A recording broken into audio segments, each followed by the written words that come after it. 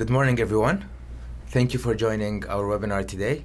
My name is Rafiq. I'm Client Relations here at Prep Doctors, and I am joined today by the co-founder and the Chief Learning Officer, Dr. Marwan Al-Rayes. Hello, Dr. Marwan. Hi.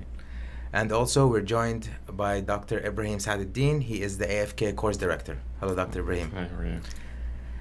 So the title for today's webinar is Start Off Right.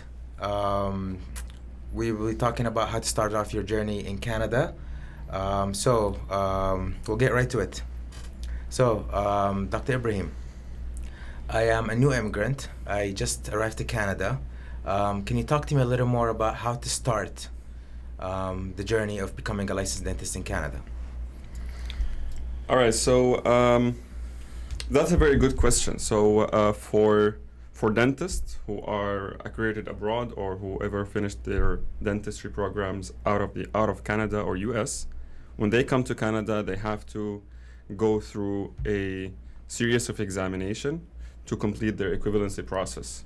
There is both two routes for the equivalency process to take place, which is either the direct route, which is through going through multiple exams, and then you can then do your board exam, and then you will be a qualified accredited dentist here in Canada and in few states in the United States as well. And this is my focus. This is what I'm going to be talking about. There's also the indirect route, which is basically trying to get into a university, which is, I think, Dr. Marwan will be talking about more. So going back to the topic that I'm going to be addressing here, which is the direct route. So the first thing that you need to do when you come here to Canada is to go to the NDEB website, which is the National Dental Examining Board. This is the board that is responsible for the accreditation or the equivalency of the degree or dentistry degree. And the first step is, of course, you have to do a profile, you have to submit your papers, and this can take a little bit of a time, so you have to be prepared. You need some papers from your university, so you have to be prepared with that as well. All of the details are in the website, what are the papers and what are the documents that you need to prepare and send them to the universities. After your approval of your documents, you are allowed to partake the first exam, which is known as the AFK exam, or in other terms is known as the Assessment of Fundamental Knowledge. So the Assessment of Fundamental Knowledge is basically a 200 MCQ questions or multiple choice question exam. And you need to get a 75 percentile or rescale score, that they call it a rescale score or a percentile, to pass this exam. This is a very, very important exam, and this is the first step that you have to partake in order to actually continue into the equivalency process. You can't take any other exam before you actually take this exam, unless you are trying to go to the universities, which Dr. Marwan is going to talk about here as well. Now, it used to be that the AFK exam is the actual exam that you have to do and also apply to universities. There is a change in the system of universities of accepting the AFK exam. A few universities still do accept the AFK exam for you to actually apply to them, but most of the universities are now switching to the ADAT exam. So let me just give you a little bit of an overview of the AFK exam and how do you need to prepare, right? So the most important or the most challenging aspect or the biggest challenging aspect of the AFK exam is the amount of information that you need to consume, because the AFK exam is the Assessment of Fundamental Knowledge. So all of the information that you learned during school, all of the topics that you had during school, you're examined upon. So there is no limit of the topics that you are examined. Everything is included in the protocol and everything you can be asked about. Now, that being said, there is a clear focus in this exam regarding the clinical aspects of dentistry rather than the basic sciences in particular. So the clinical aspects are more focused upon. There are still some basic science questions that can come up, and you also have to have a good knowledge about them as well. But that's basically it. So you need to go to the exam. It's a 200 question MCQ questions, and you need to get a passing score. All right. So you mentioned in the beginning that this is the most important step. So if you can elaborate a little bit, why do you consider it the most important? And based on your experience, because you have been directing this course for a while, what are some of the challenges that you think people face at this step? And if you can highlight, why do you consider it the most important? So it is the most important exam for multiple reasons. The first reason, because you cannot really go into the equivalency process without actually finishing this exam. So this is the first exam that you have to pass in order to go to the next step, which is going to be the ACJ, and then afterwards the NDEC exam.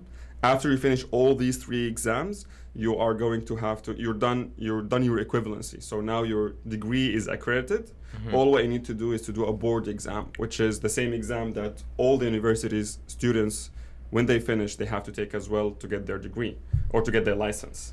So that's one of the main reasons that you have to put a lot of importance into this exam. The other reason why is it very, very important, because the exams following the AFK exams, they highly depend on the information that you actually learn in the AFK exam. So even though that the information that you learn are essential for you to pass this exam, it is also going to be helpful in the following exams as well.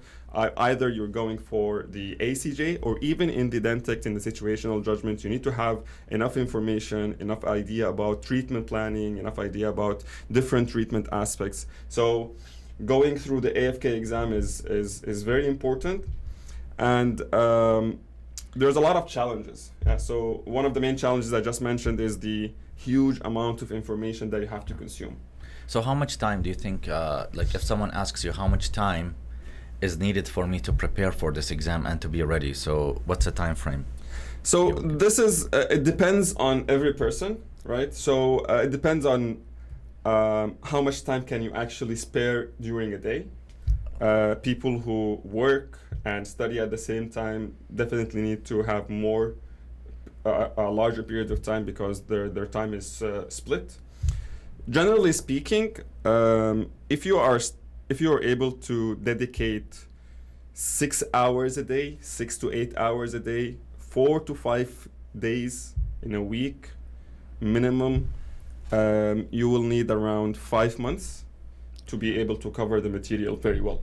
And this is, you're talking about independent study besides attending the lectures and so That's if you're studying independently, you will need a little bit more time. That's if you are actually joining a course. Yeah, but I'm saying like they attend the course and plus they need 6 hours a day. Yes. On top So of attending the course Or plus 4 to 5 days. Yeah. plus 6 hours a day for 4 to 5 days. That should generally is enough for most people. Now it depends on everyone, because people learn in different rates and so on. Okay, so this is something that's very important actually, because also a lot of the people, when they ask this question, so first they have to spend on themselves. They have to get a job because they have to live in Canada. So we have some candidates who have part-time jobs or sometimes even full-time jobs. You have family commitments as well. So you have candidates who have families and they can't spare this much time. So and one of the things, actually, we don't only face it in AFK, we face it in other courses as well. So I'm going to direct here a question to you is, for example, if we look at ACJ, NDEC, and so forth, we have implemented some strategies actually to have access to one-on-one consultations and to track people, to help to guide them on how to prepare and to individualize the recommendation, because there is a general recommendation you can give to the majority of people, the average, and then there is a specific recommendation. So what steps have you implemented in the AFK course so that you can address the needs of people, for example, who have special circumstances, and the trackability measures that you have implemented as well? Yeah, so this is also a very important point, and this is one of the big challenges that people face during the AFK, because, as I said, there's a lot of information. You have to actually dedicate time. And people, as you said, they have to make ends. They have to live, right? They have to pay for rent. They have to pay for groceries. There's a lot of commitments that you have to do. And a lot of the times people either work full-time or part-time. And we do get a lot of these cases. It's challenging, but it's doable.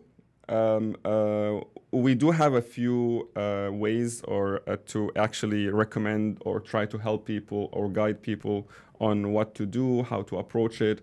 Either they spend more time, so not to go to the exam, the next exam immediately. So spend more time, take your time, study more, and go to the other exam. And the way that we do that through multiple approaches. So the first approach, whenever you join the course, you'll have direct contact with me personally.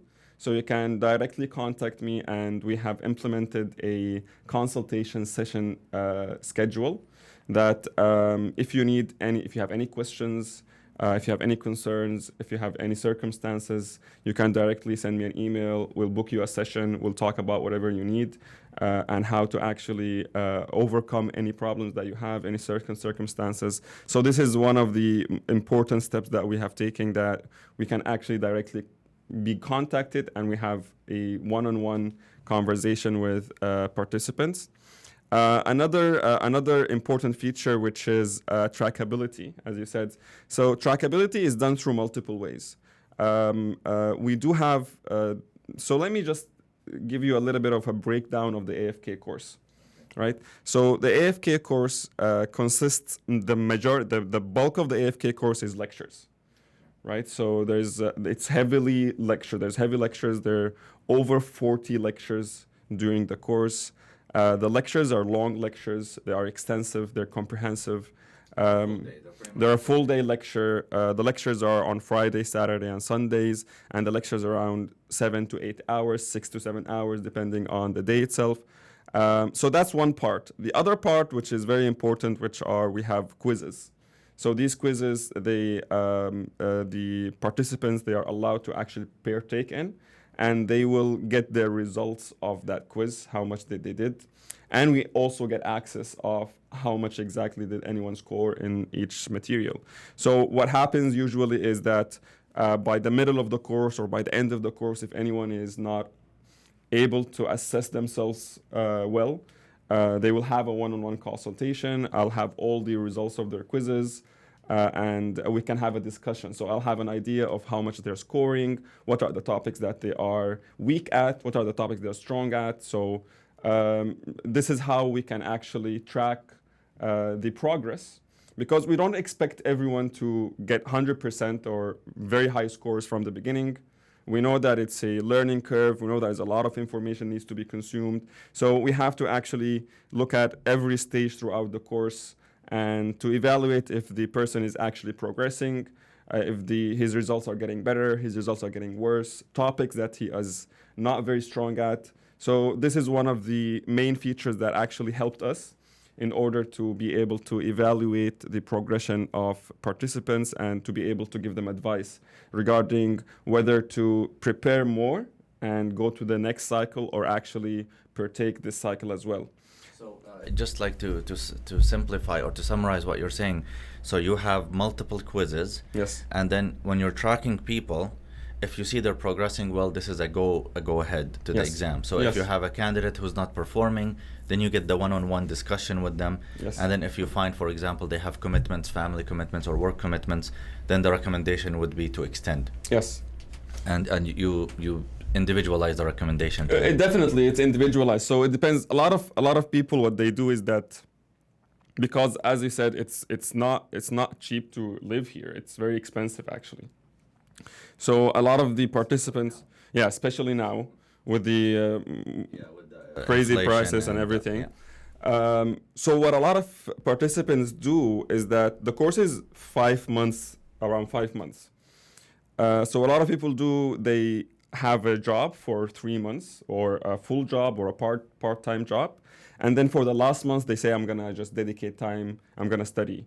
So we have to take that into account as well, because, okay, even if in the first 3 months, he was not performing very well because he didn't have enough time.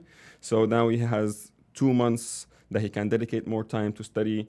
And at that point, we have to look at the mock exam results. This is why the mock exams are at the end of the course. And the mock exam results gives us a very, very good idea about if the person is actually going to, is able to go to the exam or not. I'll give you a very important statistics that we did for the last cycle AFK exam. That's a very interesting statistics. So after each results of an exam, after each cycle, people go to the exam, they do the exam, and then they get the results around 8 weeks afterwards. So we contact everyone. We try to contact everyone to do a survey of how many people passed. And we did a statistical analysis comparing it to the results of our mock exams. So what we found out is that every person, around 99.9% of the participants who scored above 64% in our mock exams as an average. So in the first, second, third, and fourth, you get your results, and then you get the average of these results. So everyone who scored above 64% in average in the exam passed. Now that doesn't mean that people who scored below didn't pass, but everyone who got above, they passed. There are recommendation. So that's a very safe recommendation, and it's very good to have statistical analysis and data so you can actually be informed when you are giving people recommendations, whether they can be ready to go to the exam or not. No, and also one of the things we observed in AFK is that over the cycles, the passing rate has been going up. So the last cycle, the passing rate of 91 was the first time they break the 90. We raised the NDEB's passing rate. The NDEB's passing rate in the previous cycles was around 40%, and we had a really good cycle last cycle, and it got up to 61%. And I believe most of these people, this increase in the rate is because of participants coming from the course and actually passing the exam. People were happy. Not a lot of people failed.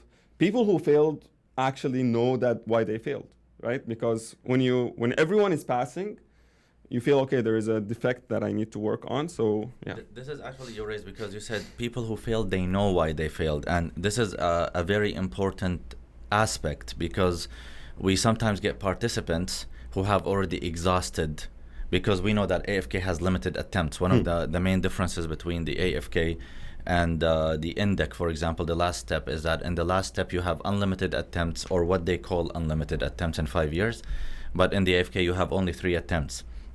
So we get a portion of participants, actually they're in their 3rd attempt, some in the 2nd attempt, and some from the 1st. So one of the things that people used to ask is, okay, I did my AFK, I failed, what should I do? So just to comment on when you said people know why they failed, the first question I asked them is, do you know why you failed? Yeah. Because the minute they recognize the weakness and they recognize what they actually have to do to improve, then they succeed. 100%. So I always tell them, when you take the course, I'm going to ask you the question mid-course, did you figure out why you failed? So usually by the mid-course, towards the end, they come, they say, oh, I see now. Yes, I see why.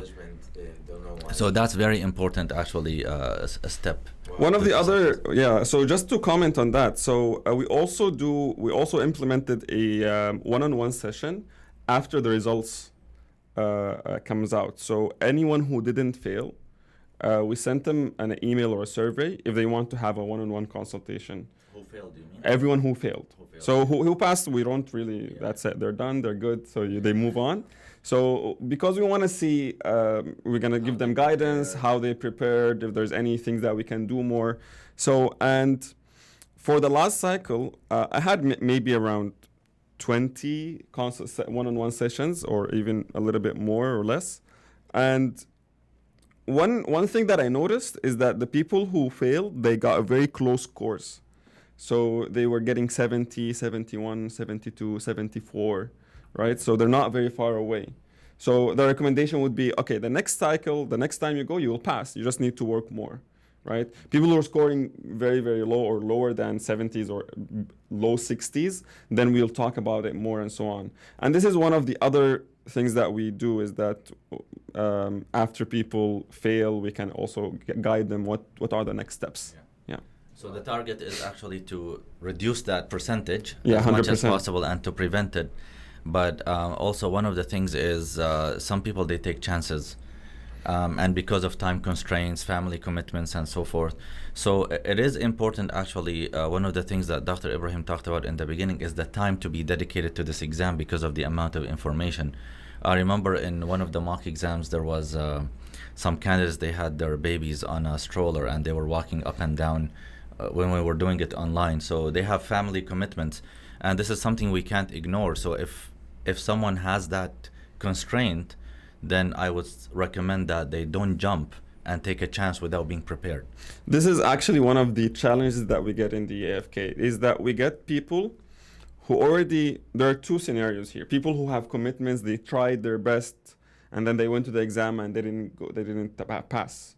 And we also have another scenario where people who come from abroad and then they do the exam without any preparation, they just, because they have 3 attempts, okay, I'm gonna try my luck in the first attempt. And this is the worst thing that you can do. Try your luck without preparing for this exam. This exam requires preparation. You need to study. You need to know your information before you go to the exam. You have limited steps. You have limited attempts. So this is heartbreaking because they come, they do the first time, they don't study, they just try it out, they don't pass. So the second time, they study a little bit more, they also don't pass, and now and then they come to the course.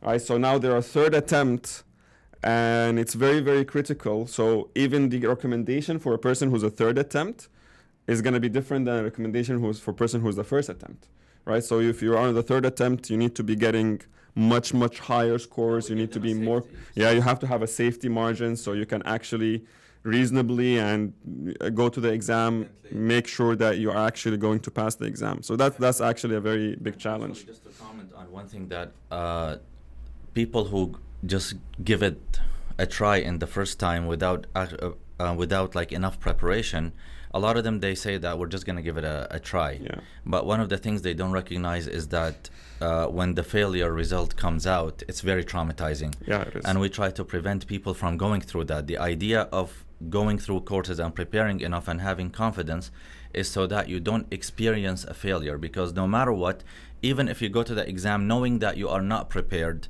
the fact that you failed is going to affect your psychology, is going to affect you in the next cycle. So, and it's going to create a negative experience, which is going to also impact your willingness to discover how to prepare and why you went wrong. 100%. So that's something that we also strongly recommend. One of the challenges, by the way, about AFK candidates is that they're all over the world at this stage. There is a big portion that we don't get to because they're still in their back home country. So we're able to actually get to people who are in Canada, but we get a lot of people who attempted it while they're still working back home. So that's something actually we're working on, is to expand to where they are from. So now we are actually looking at opening centers in Dubai, India, and so forth, so that we can around the world, correct. Yeah, so we can get to those candidates and prevent something like that from happening. Yes. Yeah, we already have we're trying to get a more comprehensive course for anyone who's abroad. We already do have a crash course or a review course or a crash course, and this is online. So this is dedicated for people who are abroad, who are working there, they're not here in Canada, they want to have a little bit of a review, they want to have Or a taste of the actual And you're talking about the AFK crash course, I believe. yeah, so the AFK crash course is a 2 months and a few maybe a couple of weeks program, and it does go over or the most important topics. But of course, it's very, very condensed. We can't really explain even 15% of what we actually talk about during the actual lectures. Needed, so There's a lot of self-studying. You have to really study. You have to really research. You have to research a lot. You have to study a lot. We give them all the material. They have access to the material, but they have to do self-study. But one interesting thing is actually there's a good portion of people who take the crash, they come back and take the full. Yeah. Because it's more of them becoming aware of the intensity of this exam. And one of the most important things is for them to realize what they need to actually do to prepare for this exam. So that's an important plus of the crash course. Hopefully in the future we can actually do something where we can fully be able to deliver something abroad. Yeah. Hopefully. Well, it seems like you devised the perfect formula for conquering this exam. From tracking attendance to quizzes to mock exams to one-on-one consultation sessions.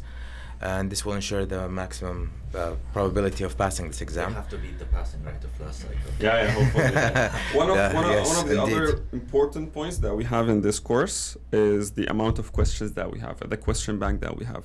So it's not only the quizzes that you get questions in, so you already have printout questions for each topic. You have also, we have a platform. It's an online platform that you get also questions for each topic, other than the question that you get printed out. Also, all of the quizzes and the material can also be uploaded into that platform. So as the exam is questions, we do have a very, very big bank of questions, so people can actually get a taste of the questions, because the more you practice questions, the better you will be able to answer them, the better you'll be having a good handle on these questions, and of course, hopefully the better chances for you to pass the exam. Yeah, this is amazing. Well, I believe this is a small overview of what our AFK course offers here at Prep Doctors. So what other alternative, I'll ask this for Dr. Marwan, what's the other route of starting the process here in Canada? Okay, well, so Dr. Ibrahim touched upon it. He said there's a direct route and indirect route. So one of also the common questions that I always get is, should I go through the direct or should I actually go to university? And the answer I give them is, keep all options open and available. And then they say, which one do you think actually is the best one? So here becomes the question that I ask them is, what's your goal? Do you want to just practice dentistry in Canada, or do you want to specialize, or what's your end goal? I just So want to quit my job and want to start being a dentist in Canada. yeah, so license, I always say it's very simple. If we use simple logic, the best route is the shortest, least costing route. So look for the shortest, least costing route, which is the direct route. Direct route. But if someone wants, let's say, to specialize and pursue, like, let's say, a new grad whose vision is to become an endodontist or to become an oral surgeon, then no, getting a Canadian degree will open the doors to apply to Canadian universities in the United States. So I would here say that the university is important, the university route. But regardless, I tell people always have backup plans, because although that, yes, if you take the course, you have we have high passing rate, but you still have ACJ, you have INDEC, and it's not 100%. So one of the things that when people have backup plans and they feel that they have this backup plan, their performance in the direct route improves. And to give you one of the examples, by the way, that we went through is, we had a candidate who their skill was really good, couldn't clear the exam because of stress. They go to the exam, they get stressed out, they can't clear the skills exam. Second time they went, they couldn't. So I advised them, I said, why didn't you pursue universities and then keep your chances open with the directs? And they applied to universities, they got accepted. They went and did the third attempt, they passed. And the reason is because when they went to the third attempt, it's not like they got more skill, they already had the skill. But the fact that they felt they have a backup plan, so now my future is not compromised when I fail this exam, made them perform better. So Much less stress psychologically too. yeah, and back in the days, one of the disadvantages that actually took place, which wasn't back in the days, is that the AFK used to open the door for both routes. So universities used to actually accept AFK, and AFK was the first step in the direct route. What happened now is a lot of the universities changed to ADAT. Yes, I've heard that they switched away from AFK. And Exactly. So they actually changed to ADAT, and that's one thing that now it's an extra step. It's extra cost for people because they have to prepare for ADAT. And but the thing that I'm advising people to do now is the best time, or let's say, what is the moment in your life where you're at the peak of knowledge? It's right before the AFK exam. Afterwards, gonna go down. Okay, yeah. So you have studied for AFK, you have studied for 5 months, you crammed information. So what you should do as an advice is, those theoretical exams, they're not that expensive, especially when we come and we talk about two options I'm going to talk about. There's the ADAT and there's the American route, which is the INBDE. Yes. Those exams are not expensive. They have a lot of common grounds with the AFK, but there's only a section that is new in those exams. So if you're preparing for AFK, you've already done a lot of preparation for those exams to begin with. So I recommend and I advise people that why don't you prepare in parallel? You're gonna put a little bit more effort just to cover the gaps, and then you can actually do the AFK, do the ADAT, and even you can schedule your INBDE. And once you get all of these, then you have multiple options now open for you. And that's why in the last cycle we launched the ADAT bridging program. So the ADAT bridging program that we launched was dedicated mainly to our AFK candidates. So if you look at the ADAT exam, actually it is offered from March to end of August. So there is a window where you can write the exam. And if you look, for example, at people who are starting AFK in August, they're not going to be ready for the ADAT. They're just starting the journey. So they're preparing actually to do the AFK in Feb next year. And ADAT is going to open up in March, right after their AFK exam. And if we compare the content of AFK to ADAT, we will find that there is a big portion of ADAT is the clinical sciences, which is covered in AFK. As what Dr. Ibrahim Yeah, said, and yes. then there is biomedical sciences, which is basics. It is covered in AFK, but not to the same extent as needed for the ADAT. And then we have the research interpretation, evidence-based dentistry, data analysis, so biostats. Yes. That's a section that's quite significant in the ADAT. So the bridging program that we conducted, we actually established, covers the biostats and the biomedical. So it actually bridges the gap. That's the name. Yes, Bridging the program. bridging program, and they can take it in times other than the AFK. So it's not scheduled the same time of the AFK, so they can take it in parallel in order to prepare for the ADAT as they're preparing for the AFK. AFK. And is it Okay. offered online? Is that something that you can do? It's an online. It's an online service? course. Usually, it's in the evening. So that's something that actually we had a lot of people interested in. And as I said, the more backup plans you have, the better. And instead of appearing for AFK in Feb, and then you go to ACJ, and then after ACJ you go to INDEC, and then in INDEC you start to panic. And we have some people in INDEC now. They are in INDEC phase, and they're thinking about a backup plan. That's a very bad time to actually think up about a backup plan, because you've already spent a year of gap between AFK and INDEC, and now for you to go back and apply to ADAT, you have to go study all over again. While if you just did the AFK exam in Feb, you took the bridging, so you just have 3 weeks of revision and you jump on the ADAT, and you're done. And the same thing when we talk about INBDE. Now, my least favorite one is INBDE route. It's the least favorite because ADAT is Canadian, right? Like at the end of the day, we have a portion, like a significant portion of candidates, they have PR. Yes. Okay, so they're in Canada and it's much cheaper here. It's easier for them, they're with their families and so forth, so they don't need to relocate to the States. That cost. INBDE, they stress. have to relocate. But the problem with relocating to the States is two things. We're going to talk at the end of this webinar about the finances. So if you're doing the direct route and you're in Canada, you have options. If you are doing the indirect route in Canada, the banks will give you loans to actually cover your schools in Canada. So if you get accepted into Toronto, Manitoba, and those universities, you get a loan. But when you get accepted into a American university through INBDE, it's very tough to get a loan. So the Canadian banks, they don't approve of loans for the United States. So what happens is you have to use something as a collateral, or you have to get a cosigner, and plus the universities in the States are way more expensive. The banks in the Canada. States don't also cover anything for that. Which The, one? the banks in the United States, No, they don't because give have you no loans. status. Yeah. If they have a status, they will, but they have no status, Status in in the US. like Okay. yeah, they're gonna just be going on a student visa kind of status, so they can't actually get loans from the United States. So they apply to Canadian banks. Canadian banks, I'm not saying they don't give them money, they give them, but they don't give them enough. Plus, there should be a guarantor for the loan. So it is a more difficult process. It's similar to when Canadians apply to Australia or Ireland, Yes, right? or So New when you go Zealand there, or or any New accredited Zealand, any programs. accredited programs, you don't get the same. You don't get OSAP. You don't get loans Yes. from Canada.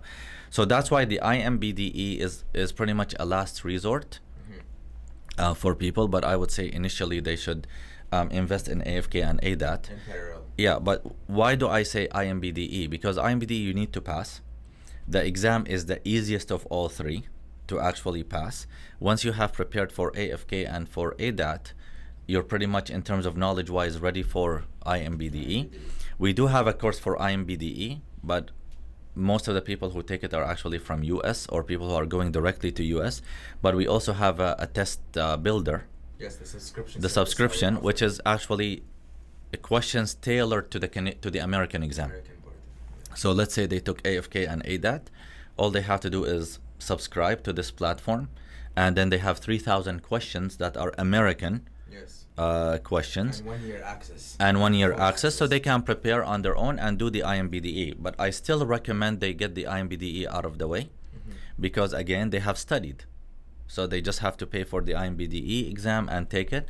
Once you finish all of those, the theory, then your US backup is there, okay, and you just keep it in your back pocket. Yes. And then you have the ADAT and the AFK, which are available, and then you pursue whatever you want. Like, you still go through the direct route, But at least you but have all your bases you covered. have the bases covered. Yes, you have like a get out of jail free card, for example, in your Exactly. back pocket. Yeah. Dr. Marwan, so just let me, so we clarify to everyone. So I'll list you the topics that we're covering in the AFK, and then if you can just give me an idea about exactly what are the topics that are missing for the ADAT and for the INBDE, and what are these topics that are covered in the ADAT. Okay. So the topics that are covered in the AFK, we cover pharmacology, oral pathology and oral histology, restorative material, periodontics, oral surgery, anesthesia, prosto, ortho, radiology, management of medically compromised patients, medical emergencies, dental anatomy, infection control, pregnancy, geriatrics, epidemiology, ethics, and we have also a lecture of basic science that we talk about just anatomy of the brain, anatomy of the different organs in the body as well. Yeah. So what are the main differences? If you are done with the AFK completely and you have a good grasp about these topics, what are the main topics that you need to focus on, and how do you do that? What are the... So in terms of topics, let's say there's no new topics. So you've listed pretty much all the topics that are going to be covered. But in terms of focus, there is. So when you said there is basic science lecture in AFK, so the question I have is, how much basic science questions come in AFK? Not much. Not much. But when you come to ADAT, there is a significant portion that comes from that. So let's say endocrine system. Okay, that's a general basic science. When you're talking about anatomy, gross anatomy. So these things are biochemistry, let's say, when we talk about general. We don't cover really biochemistry. Yeah, so there are basic science topics that are focused on in ADAT that are not in the AFK. That's one. The other one is when you mentioned epidemiology, right? Yeah. So epidemiology, you touch upon it very lightly. Only the questions that might come in the yeah, exam. but in the ADAT there is biostats, so they actually need to know the different tests, the bell curve. So they get deep into epidemiology and analysis. So that's where the bridging course comes into play. So how do they prepare for it? So we see what's actually focused in ADAT that is not really needed in AFK, because at the end of the day there is something that I always tell people, and I say, to know 100% of the material at a 70% level is not the right strategy. It's better to know 70% of the material at 100% level. So that's the focus to studying. So when you come to AFK and I give them, here's 200 books, that's 100% of the material, right? And I say, okay, study all of them. If they read all the 200 books, they're not going to retain much.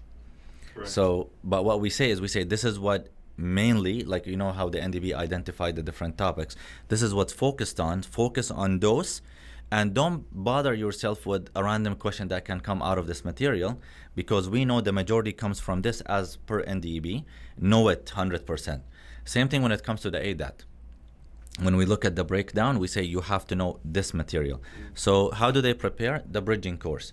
Now when we come to the INBDE, by the time you have done both, you're pretty much covered. So what's the importance of INBDE course and the test builder?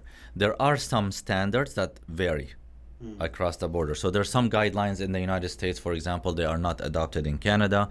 And those are the things that actually we just touch upon, they need to touch upon.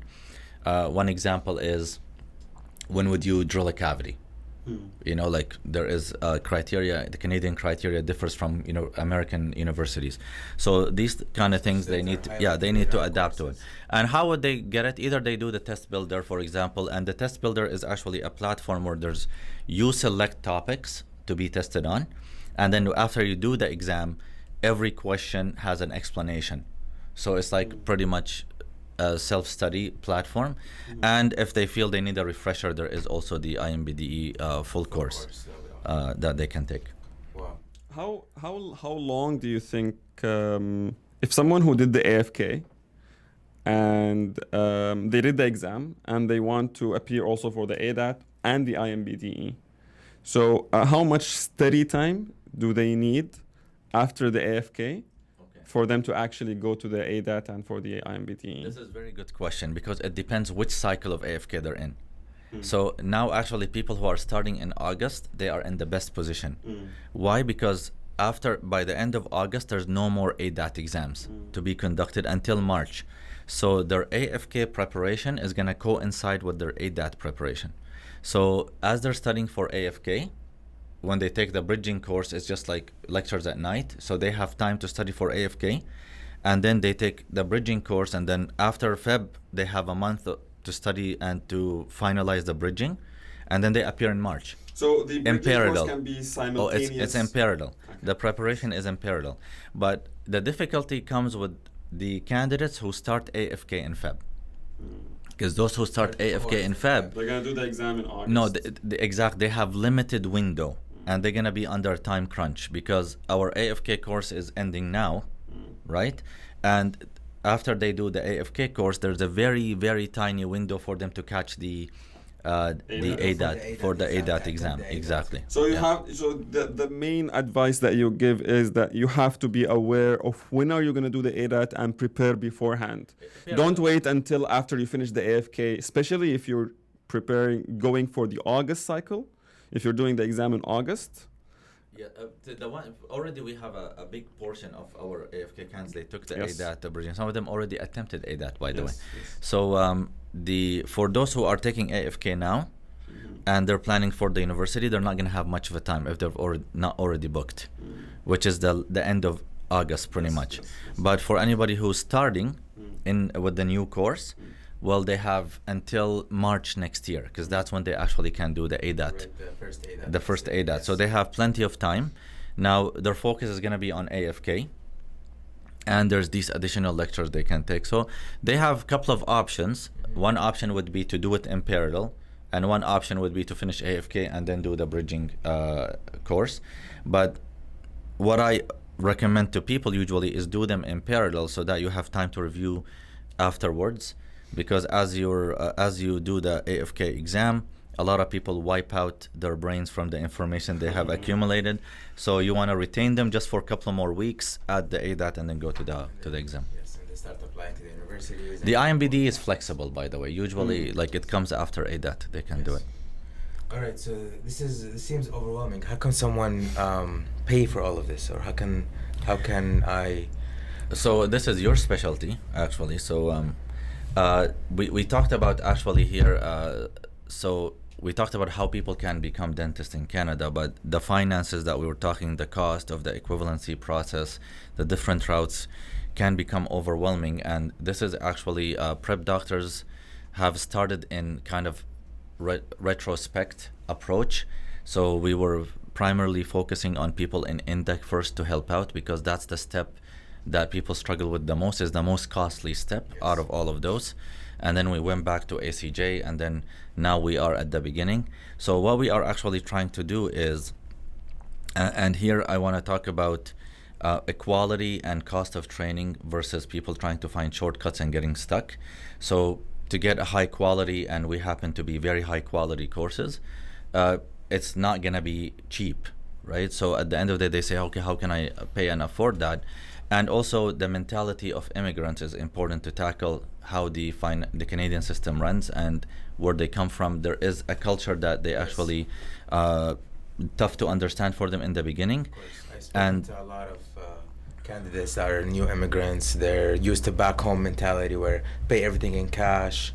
They're not used to any financial. Exactly, yeah. The credit, they like to have a credit score, a good credit score to establish themselves here, to build their biography and their profile is very important. Is very important. So one of the things actually that we are trying now to do is, and that's something that you've been helping with, so thank you for that, is to help people understand from the beginning the full picture. One of the things that actually we see people when they come to AFK, they follow the crowd. So they say, okay, I'm in Canada, what should I do? Open an NDB profile. So they start focusing on that.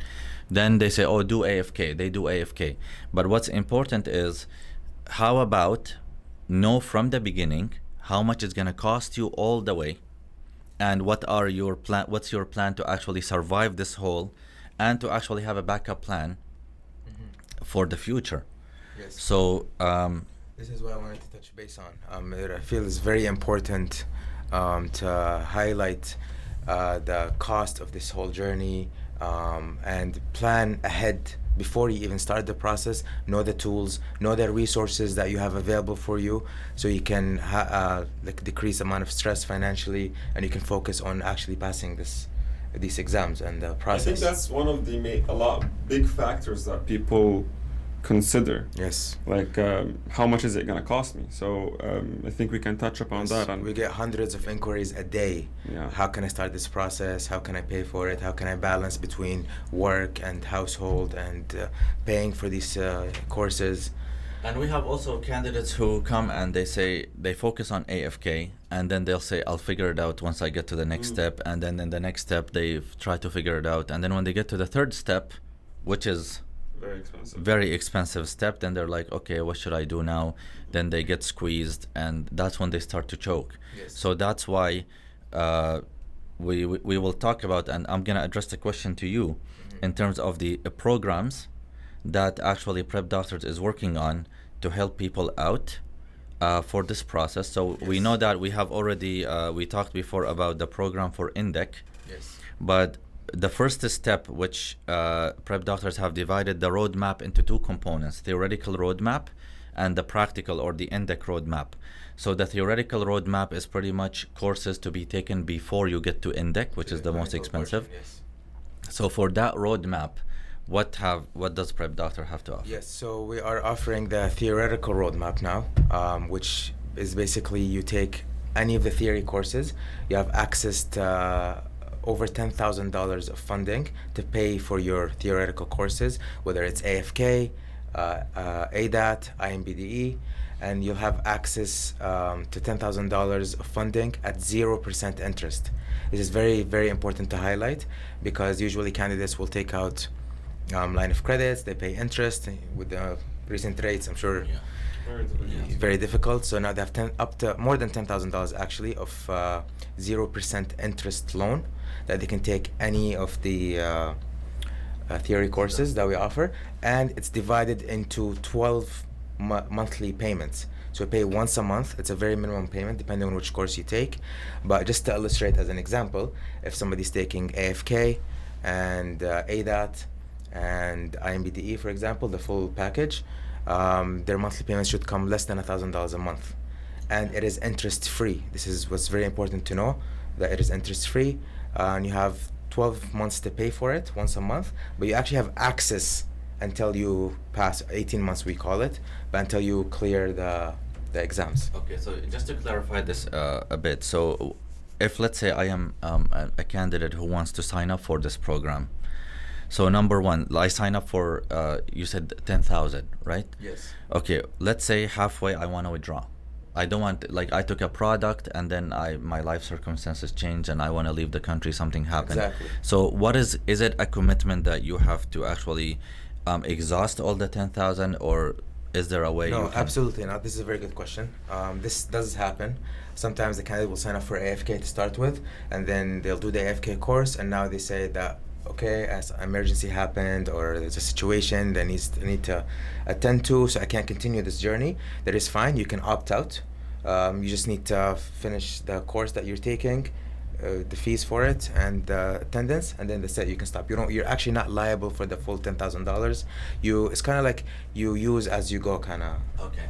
Oh, that's actually very, very good. And the other thing is, I want to mention here is, so they get access to this $10,000. Is there other means of funding that they have access to in the first phase?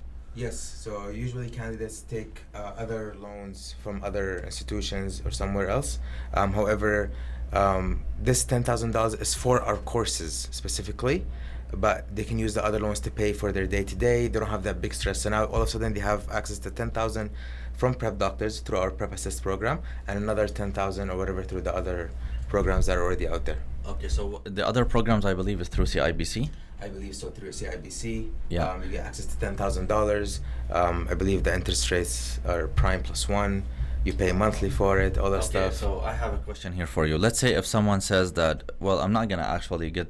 Why should I get this program if I have the money? And then halfway through, he says, I want to actually now get it because I feel I need it now. Is that possible? No, it's not possible. So what is possible is you have to decide to start to take it now, to take the loan now, because you can't opt in later. Okay. So it's so very you can opt out, but you can jump in the Exactly. middle. So it's very Okay. important to understand before you start the course. Come, call, email, sit down, one-on-one consultation. We'll draw a whole mind map for you, and it's good for you to opt in before you start, but you can always opt out. As I explained before, you just finish the course or the product that you're taking, you can opt out, but it's so much better for you to opt in from the beginning before you start the journey. Okay. So one thing then because one of the things actually people, and I want to highlight this, when they come to Canada, the loan system is not something they're familiar with, how it works. Yes. So a credit history, and that's a very important. This is a conversation that I have daily with a lot of our candidates, which is basically educate them about the financial systems here, the credit system. Establishing rapport with such financial institutions is very important. Why is it important? Because if you start it off right at the AFK stage with the $10,000, then this will open access and funding down the line when you're arrived to the ACJ and then NDEC journey, where there's a lot more money to be funded to you.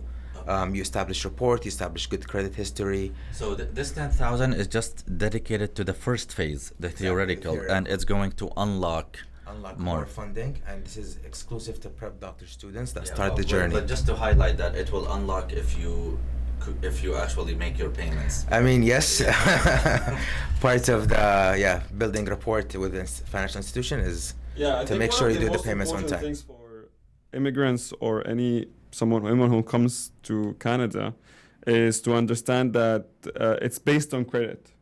The better your credit, the better your chances to get a loan from the bank, get a mortgage approval from the bank, to rent a house. So actually taking a loan on a 0% interest and paying this loan, every time you pay the loan, the credit system understands that you're actually able to pay this loan and you're paying it on time.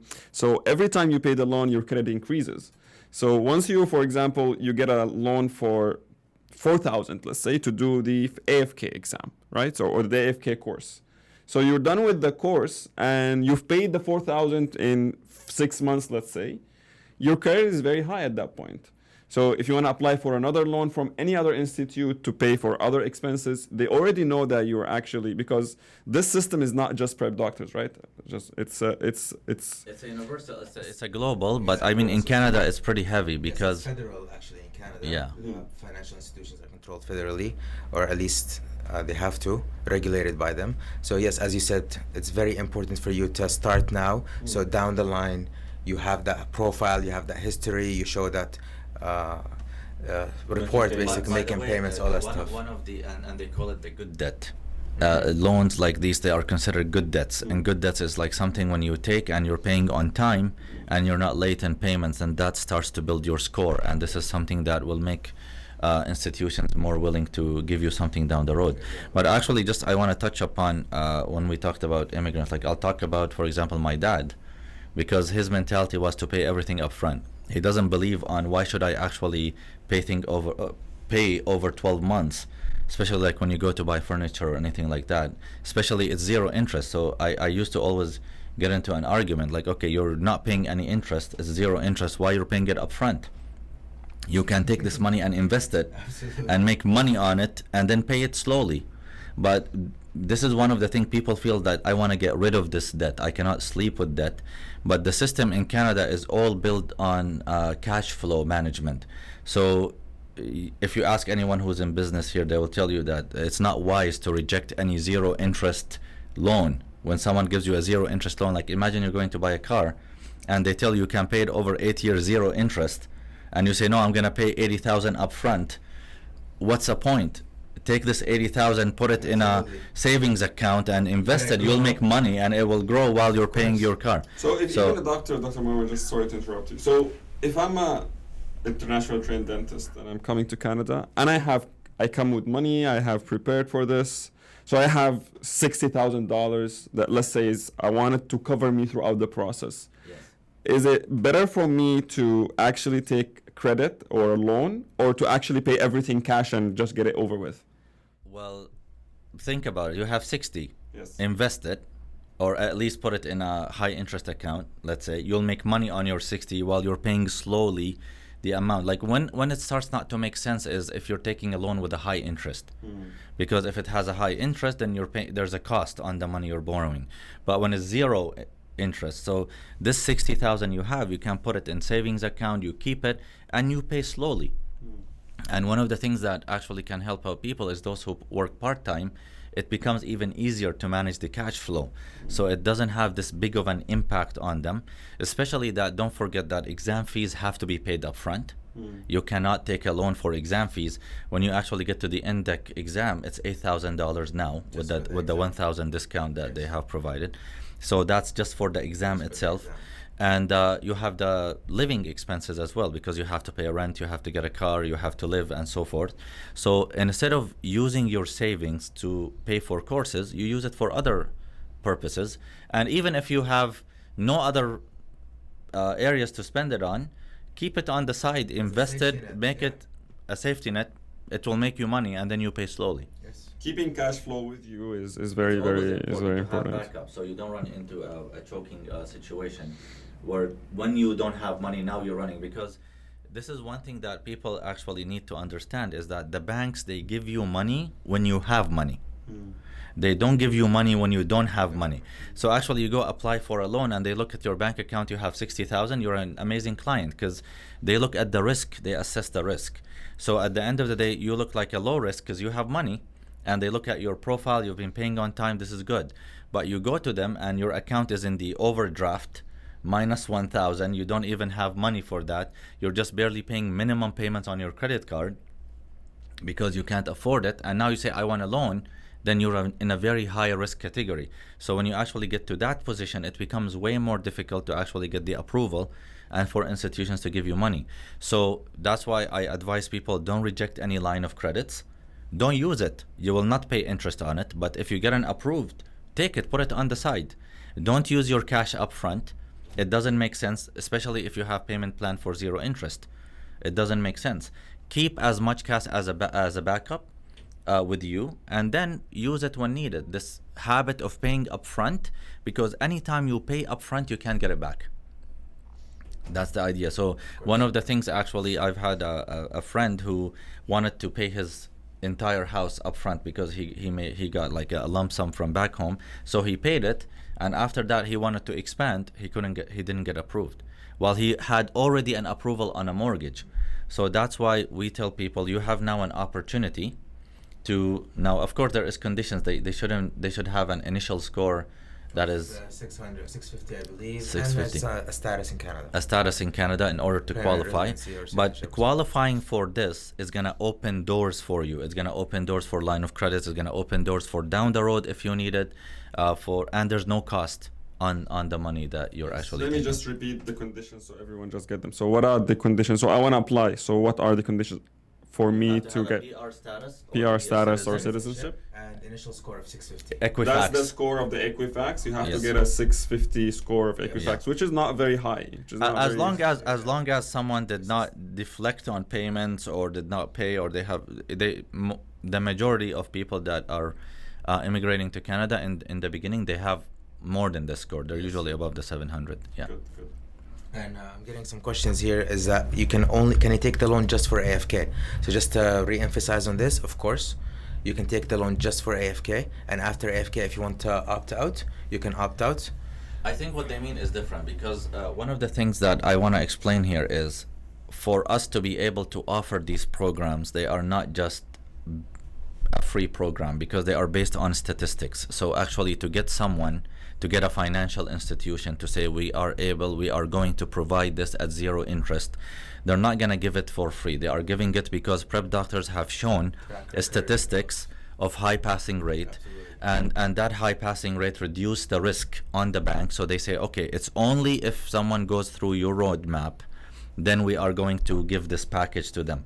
So the package is, and when we talk to them, it's a theoretical package because it's a package that actually opens the doors to ADAT, AFK, and so forth.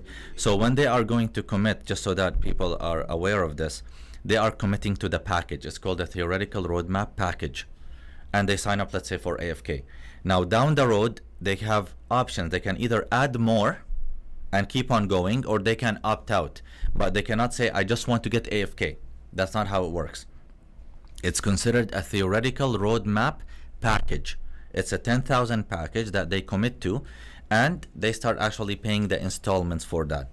But if you think about it, by the time they finish AFK, they're pretty much just paid for the AFK. So they can opt out. But if they say in the AFK, I want to add ADAT, nothing is going to change to their payment. Then they say, I want to add INBDE, nothing changes. Then even later on, they say, I want to add ACJ, nothing changes. So all of that, they can add as much theoretical courses as they want within that 10,000.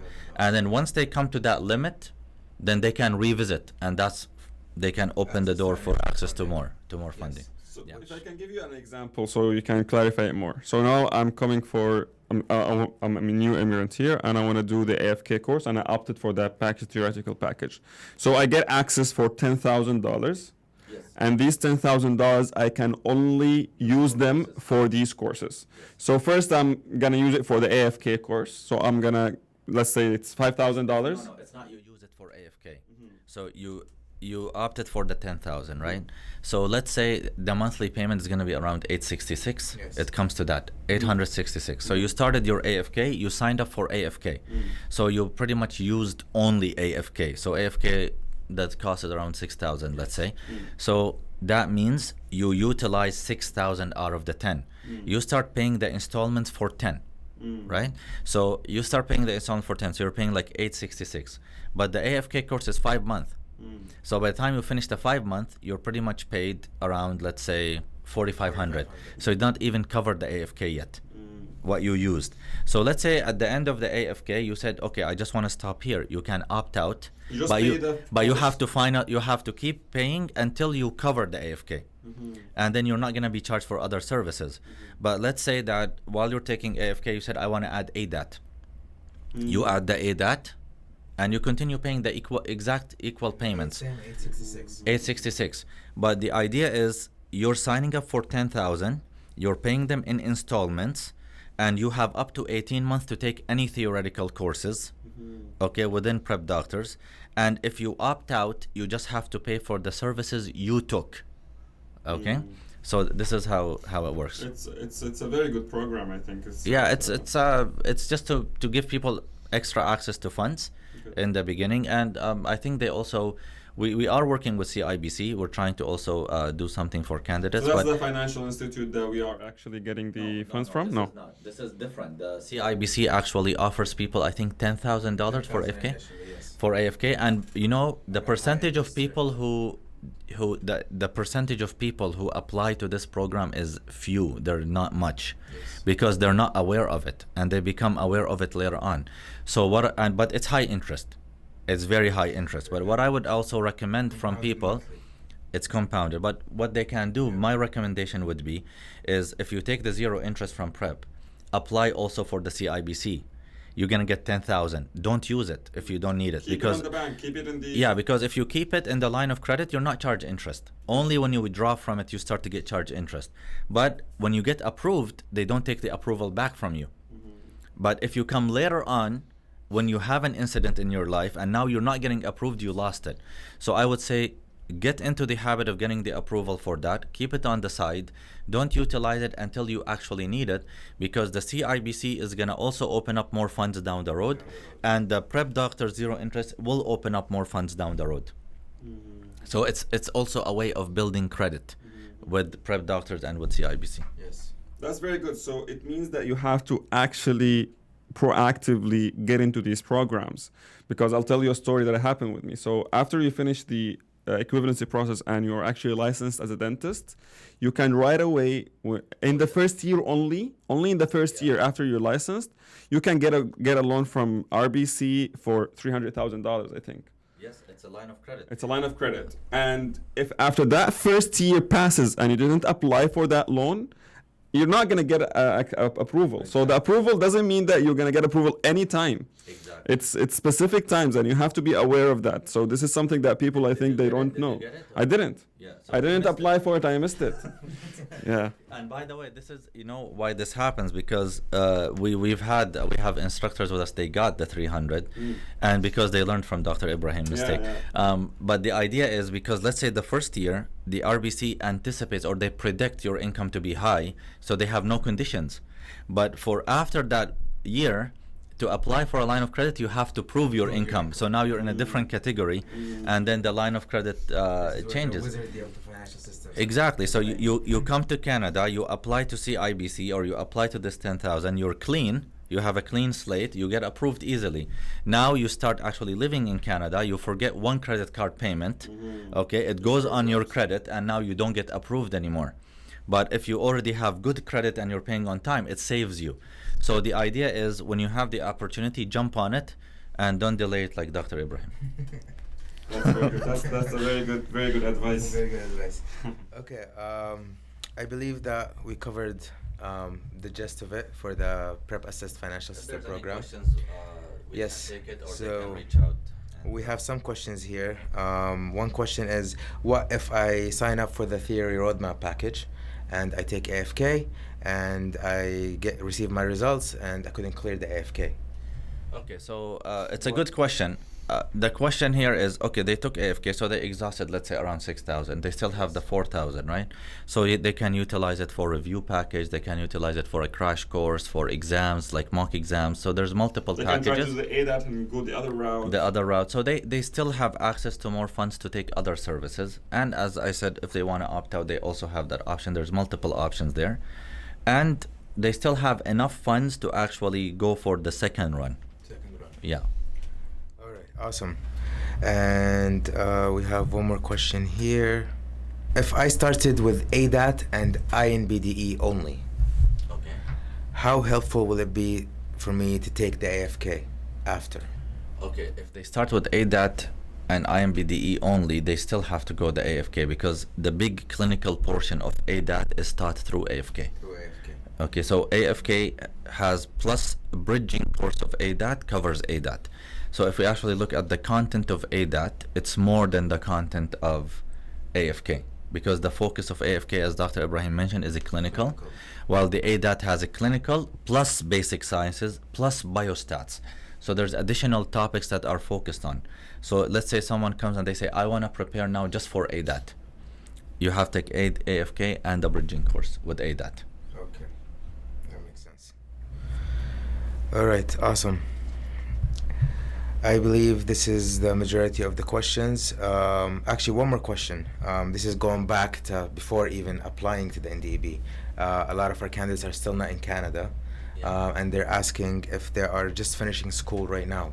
Is there anything that they can study for or prepare for while they're in their final year of dental school? It's a good question, actually, and this is we have the crash course. That's something that they can take anytime, even while they're still in school. And when they take the crash course, they get all the AFK books, and so they know the material. They can attend, and I think that's gonna be enough for them, because they're still studying. So because they cannot dedicate full time for AFK, so that will give them an idea. And also depends on the country they're in. But as I said, there is big plans. We haven't announced it yet, that we are going to where they are actually studying. So hopefully soon they will hear the good news, and then we're expanding out of Canada, so we will go to them instead of them coming to us.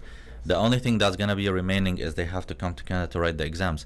I don't believe I think they NDEB they stopped conducting. They had Hong Kong, New Zealand. They had other centers to write. Yes, you can actually write that. And Austria, I think at one point they had in Austria as well. One of the years they opened Austria. Yeah, Yes. but since COVID hit, they didn't go back to that. Yes, not to my knowledge. Just Yeah. to add on to that point, they can also, if you are in your last year of dentistry, if you don't have time, because I know last year is going to be very difficult, you have a lot of clinics, you have a lot of studies yourself to do. If you don't have time to actually take a course, you can just buy the books. Oh, yeah, that's. You can just buy the books. You can get the books. You buy them. You pay for the books, We do offer the books. and then we'll send them to you. We'll get them delivered to your. We'll get them delivered to your mail to your home, and then you can just study for them. They're very good for even your 5th year. So they're actually very beneficial for 5th year, for dentistry in general. If you just wanna cram dentistry, even for 1st year, 2nd year, 3rd year students, if they want to have a good reference text, we have very, very good books. You can just purchase them and you can get them and you can study from They're them. on 10 textbooks. 10, yeah, 10. There are 10 textbooks, but there are multiple topics within these. So there's around 18 to 20 topics covered within textbooks. Yes. Yes, this is amazing. This is very good to know. All right. Well, I would like to thank you, Dr. Marwan, and I would like to thank you, Dr. Ibrahim, for attending, and thank you everyone for attending today. You'll be receiving an email with follow-up to today's session with all the information how to contact us. And yeah, thank you so much everyone for being here today. Thank you.